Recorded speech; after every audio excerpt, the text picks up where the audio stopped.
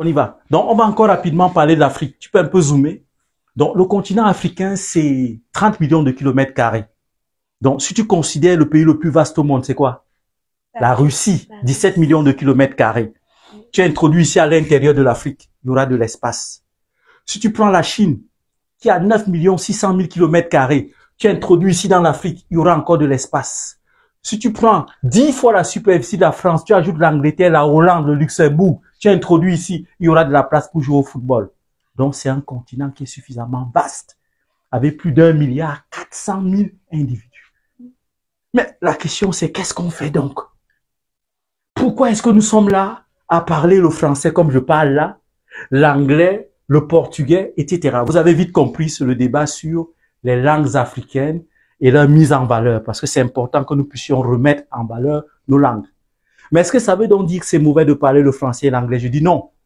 Apprendre des langues supplémentaires, c'est toujours intéressant, parce que ça permet d'augmenter la culture générale.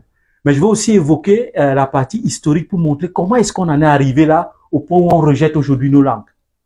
Mais avant de le dire, je vais présenter rapidement les pays qui possèdent le plus de langues en Afrique. Le premier, de Almighty Nigeria, 520 langues parlées dans cet espace-là.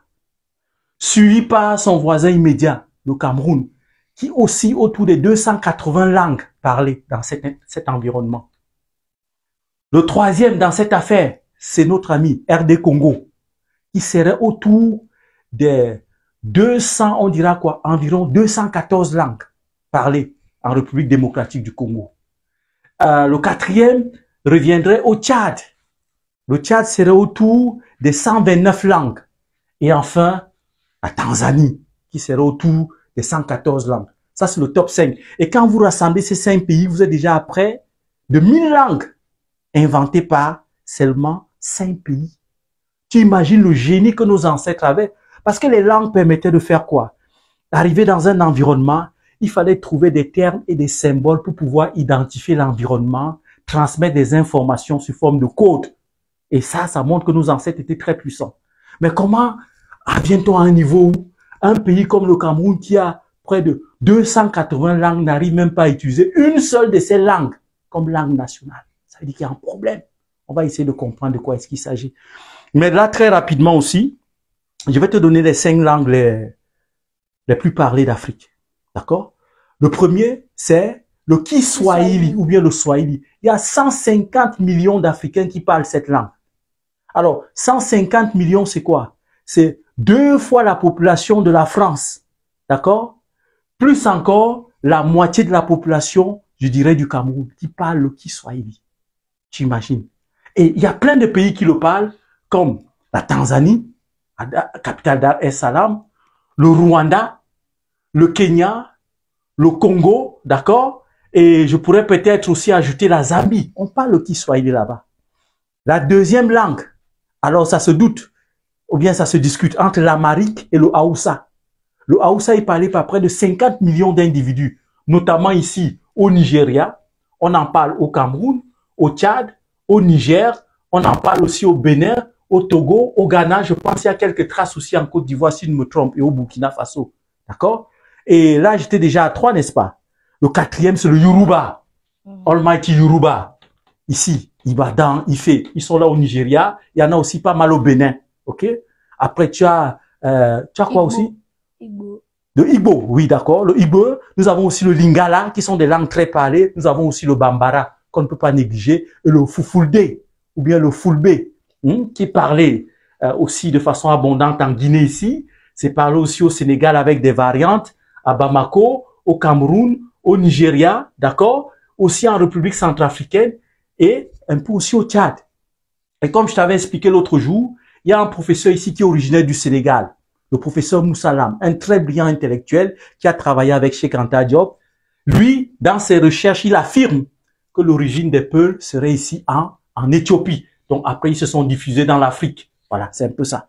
Donc, une fois que j'ai dit ça, la question qu'on peut se poser maintenant, c'est pourquoi avec autant de langues, nous n'avons pas réussi à nous positionner à telle enseigne qu'on puisse avoir des pays qui utilisent ces langues?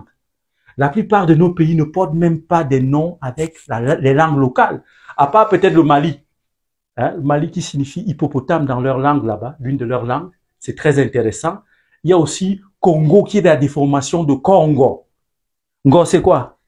Euh, le léopard. Le léopard, Congo. Les dompteurs de léopard. C'était des puissants guerriers à l'époque. C'est ici que les premières traces de mathématiques les plus anciennes ont été découvertes. Dans une ville qu'on appelle Ishango. Un os sur lequel les pêcheurs faisaient les mathématiques. En base 1. D'accord? Et l'histoire révèle qu'à partir des grands lacs, lorsque ces pêcheurs sont remontés à travers le Nil, ils ont commencé à coloniser la Haute-Égypte, c'est-à-dire ce qu'on appelle Al-Soudan, qui viendrait de l'arabe, qui veut dire la terre de l'homme noir. Et à partir d'ici, à chaque fois qu'il y avait les crues du Nil, tu as déjà entendu parler du Nil, non? Le plus long fleuve d'Afrique, c'est ça? Nile River. Et quand il y avait les remontées du Nil, à partir de ce moment, ils se retiraient sur les montagnes, ils observaient la nature, l'espace, etc. Et c'est là où est née l'astronomie. D'accord? Et lorsque, n'est-ce pas, il y avait les descentes du Nil, ils essayaient, n'est-ce pas, de retracer les contours de leur champ. C'est là où est née la géométrie, les figures, etc. C'est pourquoi l'un des plus grands traités de mathématiques que l'on trouve se trouve dans cet espace-là. Ça a été écrit par des savants noirs à l'époque, mais ils ont été tous volés. Et ça se retrouve dans les musées européens. Donc l'un de ces plus vieux manuscrits s'appelle le papyrus de Amouzou. Là où se trouvait le fameux théorème de Pythagore. How do you call it in English? Pythagoras theorem. Pythagoras theorem. C'est curieux, hein? Là, je suis avec ma gamine de 10 ans. Elle sort de leur CM2 qu'on appelle classiques, mais ils étudient déjà les théorèmes de Pythagore, soi-disant de Pythagore au CM2. Ça montre le décalage qu'il y a aussi entre le système francophone et le système anglophone, hein, sans vouloir dénigrer. Bien, pour revenir, en réalité, nous avons été battus sur le plan économique, sur le plan politique, sur le plan spirituel et sur d'autres plans, parce que nos ancêtres, quelque part, ont confondu le visiteur. Ils ont cru que tous les peuples avaient le même paradigme, c'est-à-dire la même façon de visualiser le monde.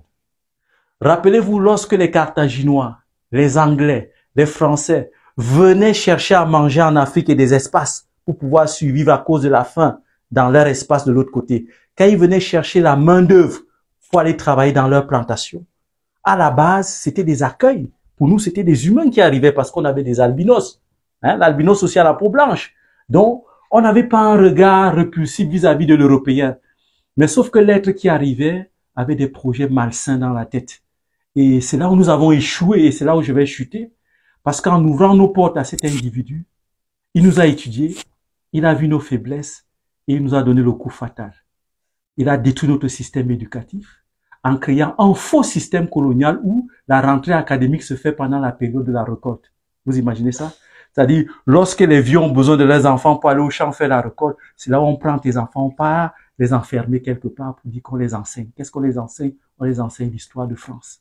On les déconnecte sur le plan spirituel, on les déconnecte sur le plan historique et on les empêche de parler leur langue maternelle à l'école. Et c'est là où l'échec a commencé.